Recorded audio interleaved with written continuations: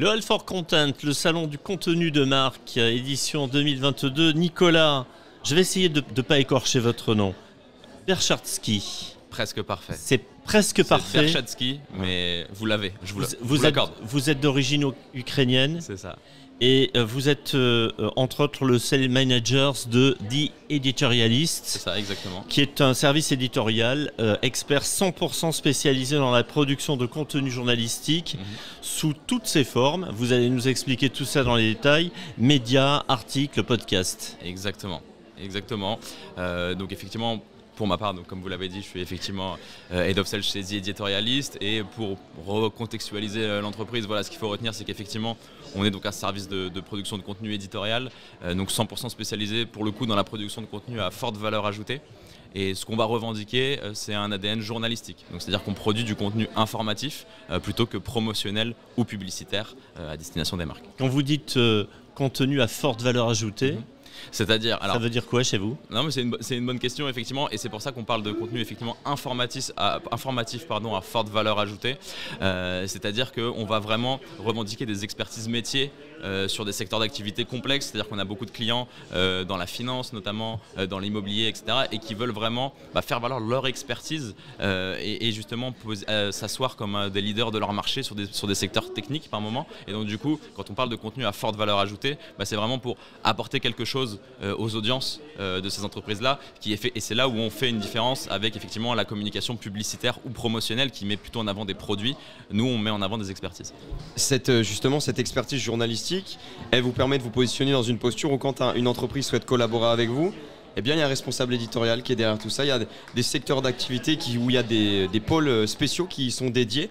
Vous êtes du coup une force de proposition, mais vous pouvez aussi faire face au cas où l'entreprise vient déjà avec une idée prédéfinie. Donc deux possibilités pour vous de travailler avec eux. Et exactement, pour le coup, c'est parfaitement résumé. On a deux façons de fonctionner sur les briefs de nos clients. Donc c'est-à-dire que soit on part d'un brief effectivement qui est bien précis et bien déterminé, avec nos clients qui savent les formats qu'ils souhaitent utiliser, les thématiques qu'ils souhaitent aborder, les angles, etc., etc. Donc là, pour le coup, on se charge de la production des contenus à 100%, ou alors cas de figure autre où ils veulent parler, ils connaissent une thématique ou un secteur ou un sujet sur lequel ils veulent se positionner, ou en tout cas ils ont des objectifs de communication par rapport à ça, et ils veulent que là nous on ait plus un rôle de conseil aussi éditorial et de programmation éditoriale, et donc là nos responsables éditoriaux, comme vous l'avez très bien dit, vont être plus force de proposition sur justement cette déclinaison multimédia ou autre, avec les formats, les angles, les thématiques et également les intervenants qui peuvent prendre parole dans les contenus que l'on produit.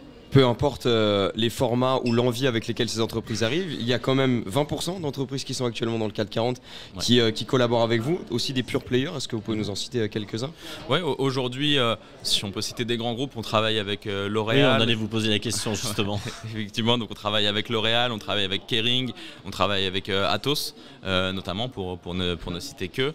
Et également dans des secteurs plus maintenant pure players digitaux, on collabore avec LinkedIn, avec Snapchat, Waze également depuis peu, voilà, sur des problématiques très corporate pour le coup.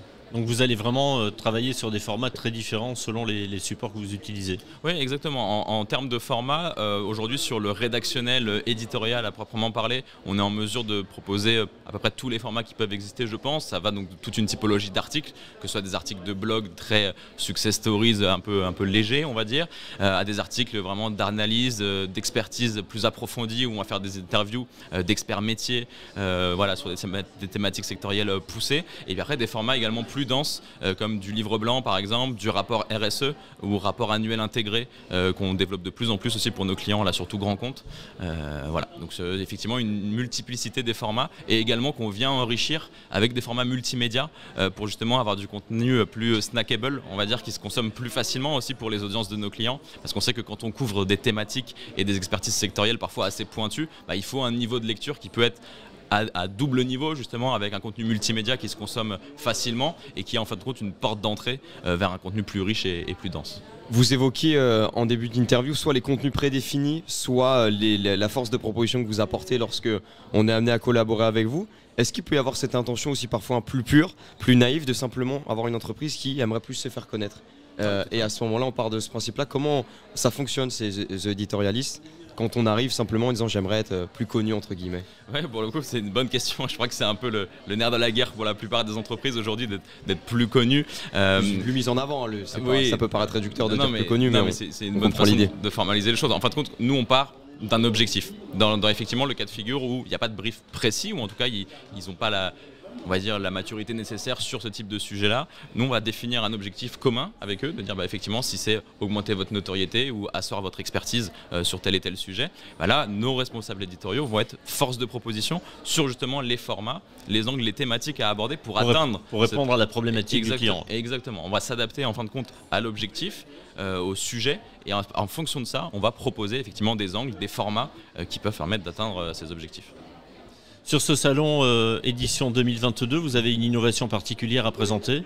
Alors, c'est pas une innovation particulière, mais c'est une conviction qu'aujourd'hui on souhaite partager à tous nos clients, à tous nos partenaires et même à l'écosystème, on va dire, autour du brand content d'une manière générale.